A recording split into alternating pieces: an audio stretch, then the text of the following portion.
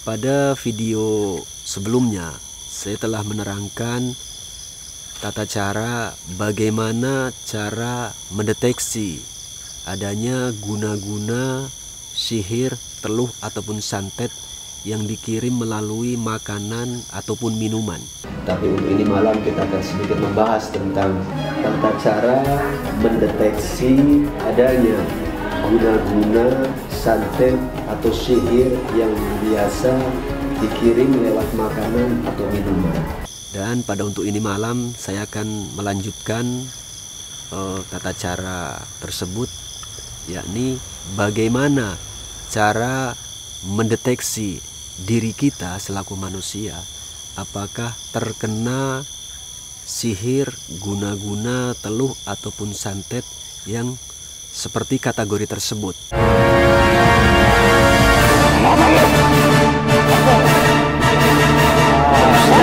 Dosa yang paling besar dan akan sangat bahaya bila muslim terbawa mati.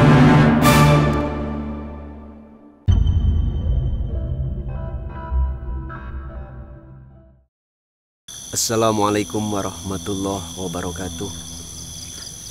Bismillah, alhamdulillah, alhamdulillahirabbil alamin. Allahumma sholli wa sallim ala sayyidina Muhammad wa ala ali sayyidina Muhammad. Puji syukur kehadirat Allah yang senantiasa memberikan kesehatan kepada kita semua. Sholawat dan salamnya Allah semoga senantiasa terlimpahkan kepada junjungan kita Nabi Agung Muhammad sallallahu alaihi wasallam alladzi turja syafa'atuhu yaumal qiyamah, amin. Salam damai, salam sejahtera buat pemirsa di luaran sana. Masih bersama saya Gus Iman Kelana Masa. Mana tahu para pemirsa di luaran sana ada yang punya permasalahan. Saya doakan semoga Allah cepat memberikan solusi, jalan keluar atas permasalahan Anda. Dan mana tahu pemirsa di luaran sana ada yang lagi kurang enak badan ataupun sakit, semoga Allah Subhanahu wa taala cepat memberikan solusi, yakni kesehatan atas penyakit Anda. Untuk ini malam saya tidak melakukan proses mediumisasi seperti biasanya.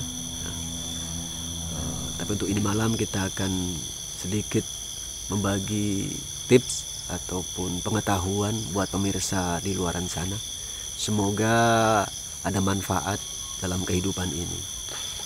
Pada video sebelumnya saya telah menerangkan tata cara bagaimana cara mendeteksi adanya guna-guna sihir, teluh ataupun santet yang dikirim melalui makanan ataupun minuman.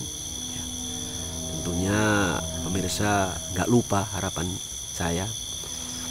Dan pada untuk ini malam saya akan melanjutkan tata cara tersebut, yakni bagaimana cara mendeteksi diri kita selaku manusia apakah terkena sihir, guna-guna, teluh ataupun santet yang seperti kategori tersebut.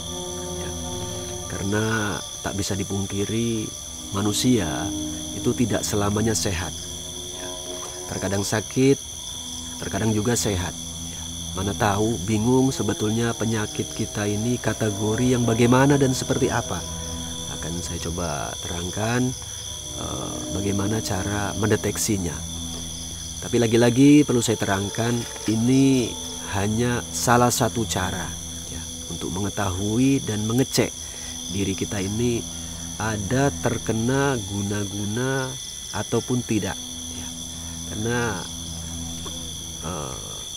banyak manusia tidak memahami tentang jenis penyakit ini medis ataupun non medis.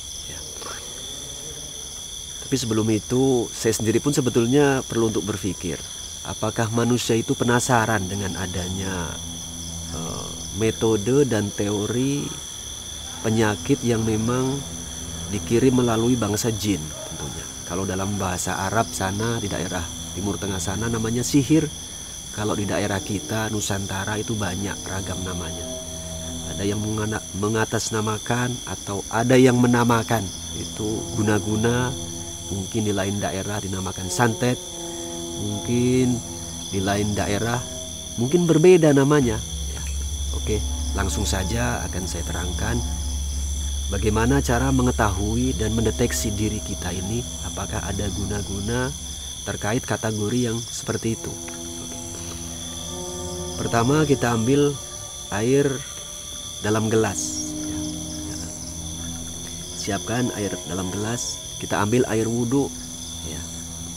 Dan bawa air ini ke tempat yang suci, mungkin tempat sholat lah ya, lebih afdol. Cuma di rumah, bukan di tempat lain tentunya. Nah, kita mohon kepada Allah, isi sendiri hajatnya. Ya, intinya kepingin mengetahui tentang diri kita, apakah ada hal seperti yang kita maksudkan tadi di awal. Oke, singkat saja saya terangkan bagaimana caranya.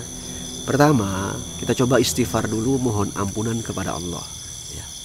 Karena mohon ampun kepada Allah itu tidak hanya karena kita berbuat kesalahan ya. Tidak harus karena itu. Jadi sering-seringlah membaca istighfar, mohon ampunan kepada Allah.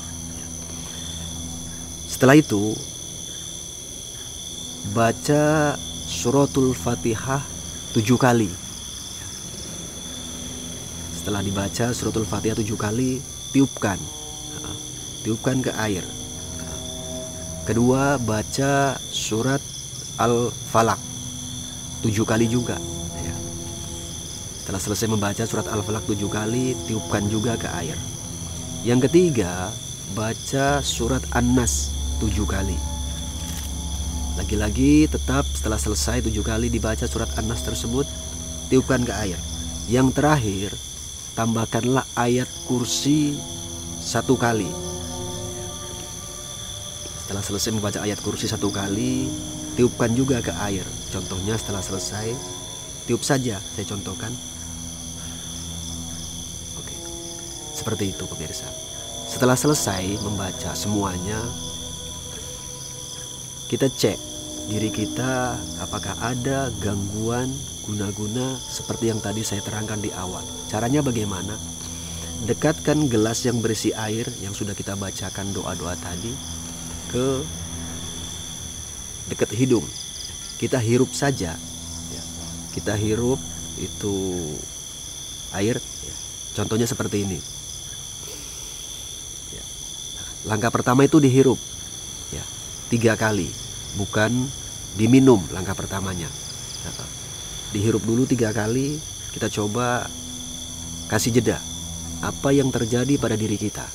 Kalau setelah kita menghirup air doa ini, ada perasaan pusing, mual, dan lain sebagainya, menandakan adanya guna-guna ataupun sihir ataupun santet teluh yang pernah masuk ke dalam diri kita dan itu belum keluar ya. Saran saya cepat diobati, karena kalau hal itu dibiarkan terlalu lama itu bisa merusak organ tubuh kita. Dia begitu masuk ke dalam perut, kalau dia turun itu biasanya yang diserang bisa mengalami sakit di persendian, lumpuh. Bisa juga mengalami kalau untuk laki-laki itu terkadang jadi cuman lah ya, kurang segar ya. Kalau dalam bahasa kemedisan mungkin saya menggunakan bahasa sederhana, mungkin kurang perkasa ya. Itu bahaya. Kalau dia naik ke atas itu bisa mengalami yang namanya migrain sampai yang terfatal, kebutaan, telinga rusak pendengarannya, itu bisa saja seperti itu. Jadi saya ulang balik, langkah pertama kita hirup dulu ya, air dalam gelas itu setelah kita bacakan doa semuanya. Nah, kita kasih jeda waktu, tak usah lama-lama, 5 menit cukup ya. Tapi apabila setelah kita menghirup dan tunggu 5 menit tidak ada reaksi apapun, kita coba tahap kedua, minum air yang sudah kita bacakan doa. Minum 1 kali tegukan saja dulu. 1 kali tegukan saya rasa cukup untuk mendeteksi itu.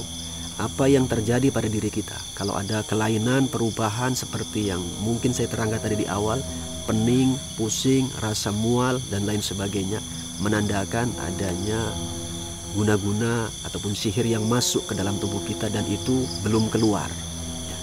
Jadi saran saya terus diobati dan diobati. Bila mana perlu terus proses ruqyah dan lain sebagainya. Saya rasa penjelasan untuk kali ini terkait tentang cara mendeteksi adanya guna-guna yang masuk ke dalam tubuh kita, seperti itu saja ya. Kurang dan lebihnya tentunya harus kita tingkatkan nanti di tahapan-tahapan penjelasan saya selanjutnya ya. Jadi untuk ini malam cukup itu saja. Wallahu ta'ala a'lam bishawab. Assalamualaikum warahmatullahi wabarakatuh.